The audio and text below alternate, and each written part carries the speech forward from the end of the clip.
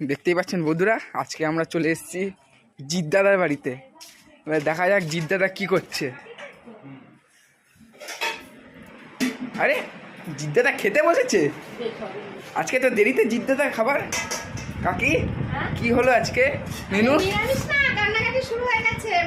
কাজ জিৎ দাদার? তা আজকে মেনুটা কি কি হয়েছে? আজকে হচ্ছে ডাটা দিয়ে ডাল, হ্যাঁ, আর আছে সোয়াবিন, হ্যাঁ, আর হচ্ছে তোর বন্ধু বাটি চচ্চড়ি বানিয়েছে। আমার বন্ধু মানা যায়? বাটি চচ্চড়িতে এখন এক থালা ভাত খাবে। মানা যায় বাটি চচ্চড়ি দিয়ে?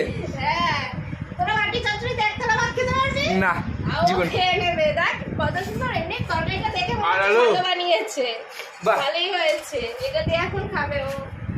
এরকম ছেলে পাওয়া খুব ভাগ্যের দেখ, ব্যাপার। ছেলের ভাত দেখ, আর মায়ের ভাত দেখ, মায়ের ভাত। পাখি পাখি